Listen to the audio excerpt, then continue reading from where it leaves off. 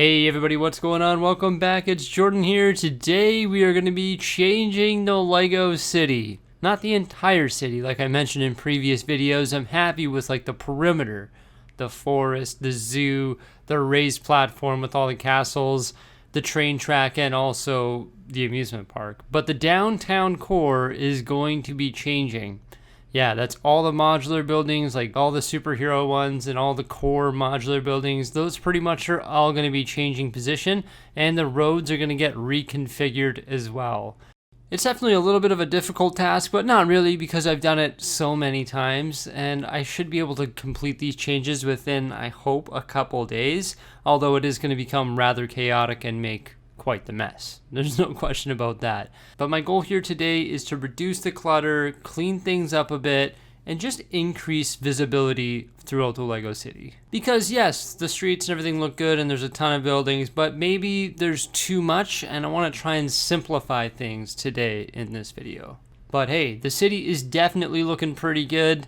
This is the last time that you're going to see it in this configuration ever. We will never put it back exactly like this. And that's one thing that I think is so cool. There are unlimited ways that I could put this city together.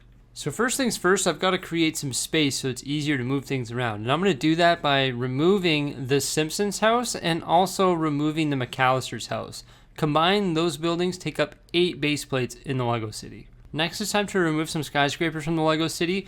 So the spiral colorful one, that is the Imagination Station, also my Sig Fig complex, the one that sort of looks like a Sanctum Sanctorum, and the black and white one. And now I'm actually going to shift over the modular buildings that take up 7.5 base plates and put them where the McAllister's house and the Simpsons house used to be. They're actually a perfect fit there. Shuffling around modular buildings is something I'm never scared to do. Luckily, all of my stuff is on mills plates, so it's actually really easy to do. Now that we have some space opened up in the city, I can actually start to move things around freely because it's not hard, right? I can just pop these roads out, move a modular building, put it in an open spot, and just play like a big game of Tetris, really, trying to configure the streets so that they flow nicely. And I'm also trying to put buildings that match together. I don't really know what I'm doing, to be honest with you. I'm just going to shuffle things around until I get a layout that works. I'm getting rid of that lateral street that was running through the center of the city, and I'm actually putting it back to the old layout where it's like these long blocks. Those blocks are 2 base plates wide. Some of them stretch, I think, 40 inches. The ones like with the Avengers Tower there, I think that's 40 inches. And then the other ones like go from like the front of the table all the way toward the back where we have the raised platform.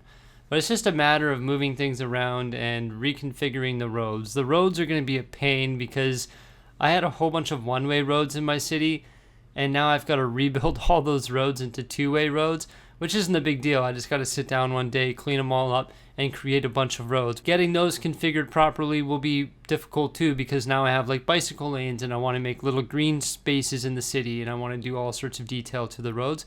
So getting the roads configured will definitely take a lot longer than shifting the modular buildings around. I've always found that whenever I'm building a Lego city or reconfiguring the layout, moving the buildings and coming up with the layout, that's the easy part. Refining it and syncing the roads with the buildings and getting all the details corrected, that's the part that takes forever. At this point, it's really just trial and error, just moving buildings around, trying them in different positions.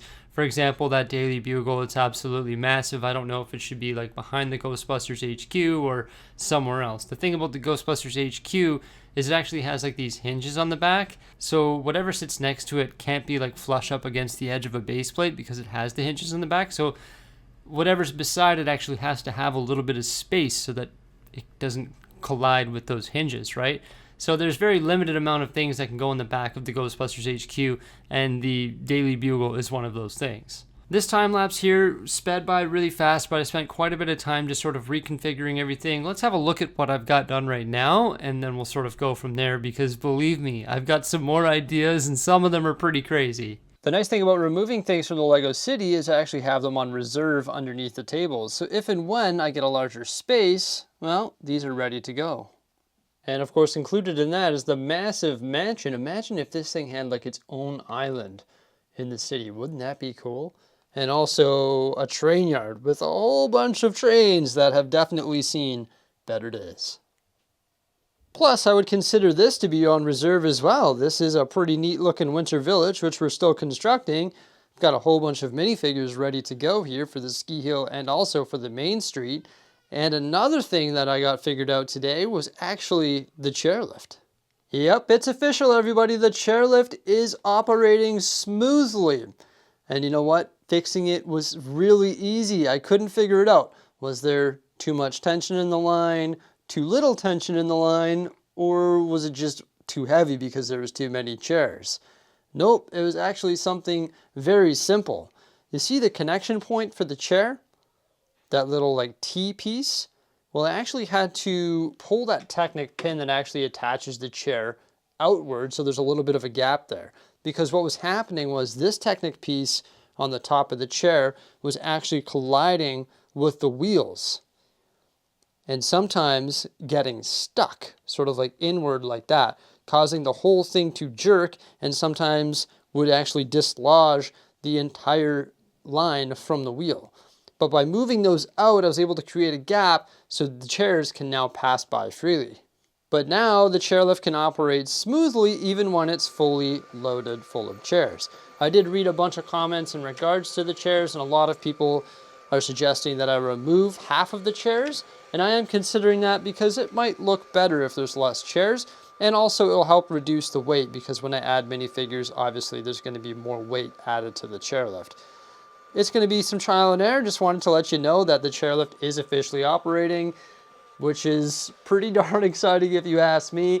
It also does not need the top and bottom wheels. It only needs this single set of wheels on the supports. So that's exciting because I think it looks better. And I will be continuing to make more changes to the chairlift as I move forward, such as maybe the support beams being underneath the wheels as it was suggested in the comment section of my last video. But yeah, pretty cool how this thing is operational. We might even be able to get it going really fast, so it's super unrealistic. All right, let's get back to the Lego City. So after I finished up with that time lapse, I actually made some more changes to the layout. You'll probably notice that there's this huge open space behind the Quickie Mart. Yup, that is a ton of base plates. Also, there's another huge space right over there. I've got some pretty exciting plans for this area. Here we have the massive boutique hotel beside the doubled up jazz club, and on the end of the street is the Disney costume shop. Around the corner here, there is Assembly Square and also Sesame Street. The bowling alley has been moved to the end of this street, and it sits beside the massive sit complex. I was moving that around in different positions, but it has to be a corner position like that there, and I don't want it facing the other way because the backside of it is not the best thing to look at. So there are very few positions where that massive structure can go, just because of that. I like having it beside the Ghostbusters HQ, but I'm having trouble figuring out a layout which will accommodate that. This right here has not changed, and it's right beside the Natural History Museum and also the Parisian Restaurant. Around the corner from that, we have the Fire Brigade, an open half base plate, and then the Palace Cinema, which is right across the street from the construction site. And then we have Diagon Alley right here, a corner build, Grand Emporium on the other side, along with the other sections of Diagon Alley, the Octan gas station back here, and then some townhouses along the back.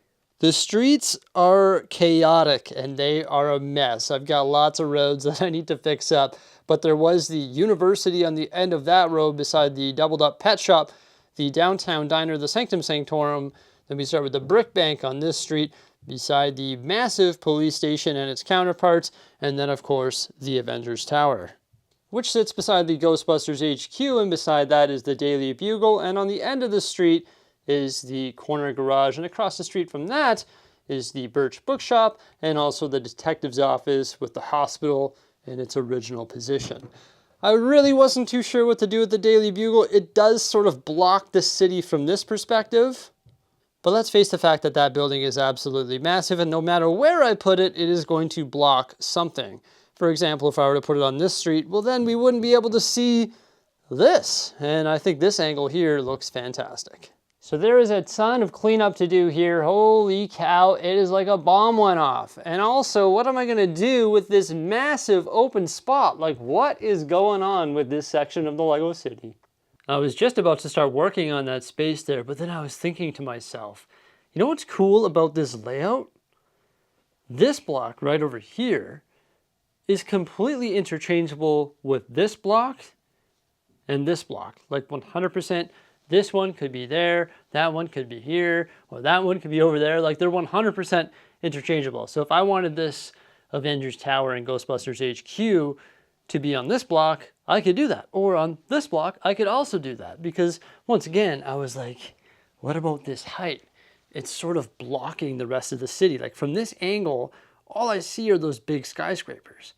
Another thing that's pretty cool about this layout is not only are these blocks interchangeable with each other up front here, but they're pretty much also interchangeable with that one right back there.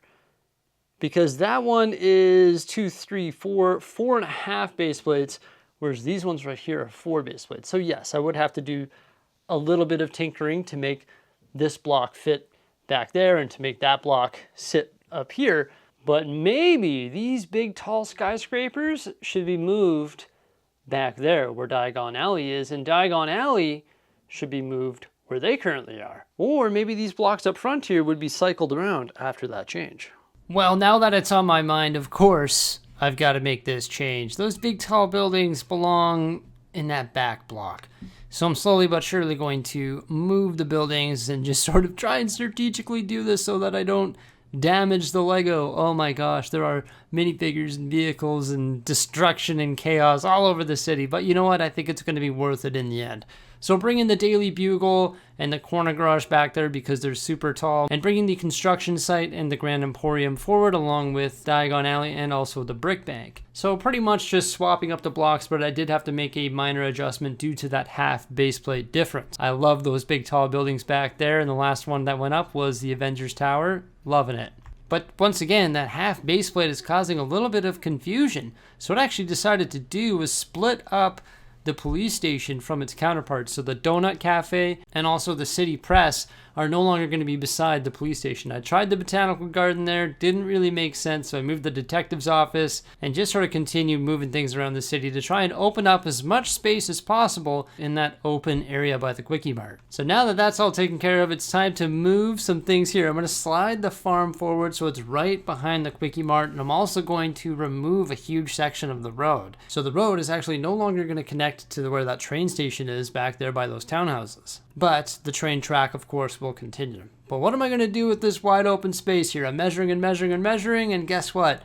I think Ninjago City is coming back into the Lego City. It has been a long time since I've had Ninjago City back, and I'm excited about trying to integrate it into this new layout.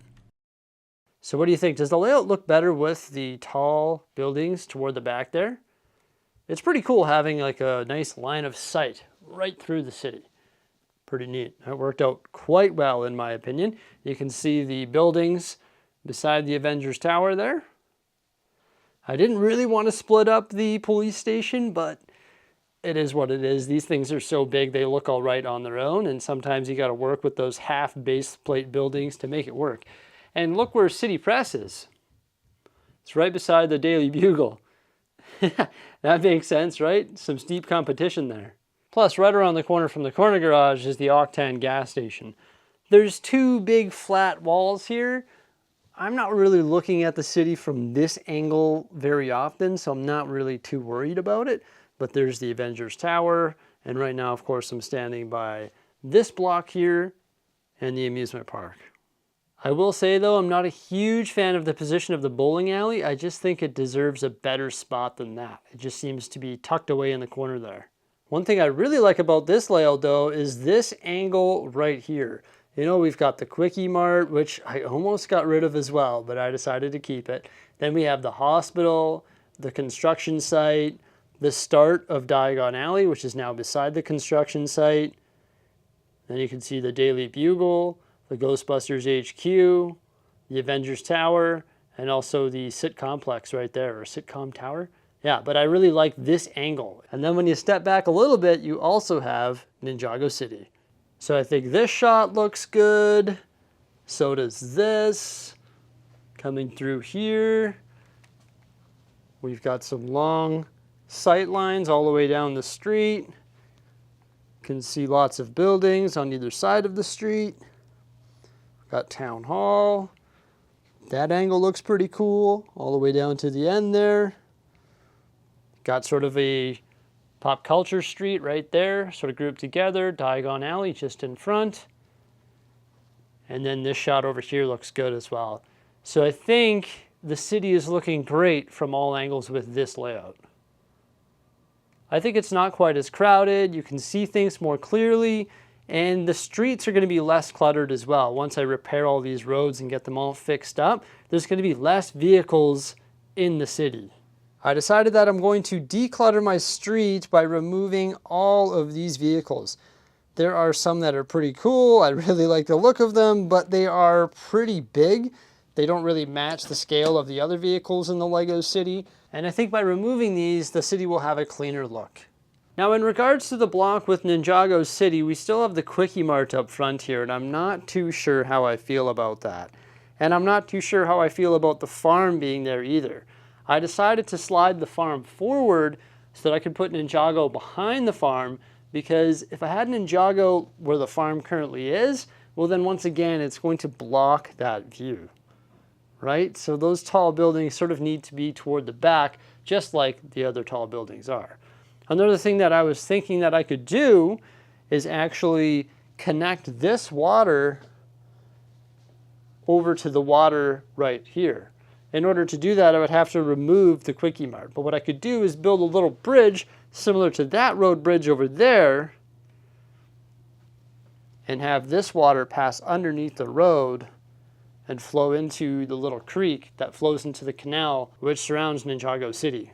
And if I did decide to get rid of the Quickie Mart so that I can connect the water, what I would do is probably make some more green space both before and after the farm so I could better blend it in with the Ninjago area. I had to remove a bunch of green plates to make space for Ninjago City, so if I decided to do that, I could just retailer these plates. So my plan is to have a one-way road which will connect right here to this two-way road, and then it will go that way. I will eliminate 16 studs right here and do some blending. And then I want to have this train track connect because I still want to have my trains running on the ground line. And I had no idea what to do with this space here. I could technically put buildings here. I was thinking it would be really cool to have the botanical garden there and also the Spring Lantern Festival there. The issue is this building here doesn't have a sidewalk. And when you put a building here, it's pressed right up against this train track. So it doesn't really work. What I could do to fill this space temporarily until I figure out what type of buildings to put here is actually put a switch track, and then I could park an additional train here and sort of landscape this for train parking. That might be pretty cool. Or another thing that I could do once I get all this water fixed up, I'm actually going to fix it up using trans blue cheese slopes. I've got a huge freezer bag full of them. What I could do is actually have this track go up a little bit and then go back down a little bit and have the water flow underneath the track and then have this all water over here. Once I get all the water detail added, what I need to do is go around and modify all of these road plates here and sort of create like a barricade going around the water with masonry bricks or whatever it may be, right? Just so it looks like a natural canal. And this canal is going to be fed by the water that's coming down starting up over here from the moat and also the Mountain View Observatory. But it might be pretty neat if I could somehow connect this water, which feeds underneath that bridge, to the Venetian houses, and if it also went through the farm and connected to the ocean over there. But once again, in order to do that, I need to remove the Quickie Mart. But like seriously, I've got to fix up all these streets, move all the minifigures. Normally when I do things like this, I remove all the minifigures and vehicles, but today I decided not to. I decided to just be Professor Chaos here and just create an absolute mess for myself. But you know what? What's easier? Pulling all of these minifigures, putting them in a big bucket, and then like regrouping them? Or now what I can do is just go by each building plate by plate and put minifigures where they belong. For example, the Jazz Club used to be here. Those minifigures belong with the Jazz Club, so I can just grab those, go over to the Jazz Club, put them away, stand all these minifigures up. It honestly would probably take less time to just clean this mess up in spot. For example, there's McGonagall. I grab McGonagall and I put her in Diagon Alley, and I just go around and stand all the minifigs up and put them where they're supposed to be. Plus, I have to do all the street details, make sure the pull-ins are all corrected, and just sort of do all that refining work that I was talking about earlier in this video. So everybody, guess what? My knees, my back, and my brain hurt. Oh, that was a long day of moving modular buildings around. But you know what? I think it was for the better. I think the city looks fantastic. In fact, let's have a look at one of those pans that I took before these changes. So here's the clips that we saw at the beginning of the video, before all of these changes, and after. So what do you think? Is it better? I definitely think there's a lot more visibility. It looks a little bit tidier despite it being a huge mess. And I love the fact that the tall buildings are toward the back, and we're getting Ninjago City back, and there seems to be some pretty cool space that we can work with in the future there. So I'm pretty stoked on the new layout. Make sure you stay tuned for some more great stuff, because I'm going to continue spiffying this place up. Please remember to like, subscribe, and have yourselves a fantastic day. Farewell.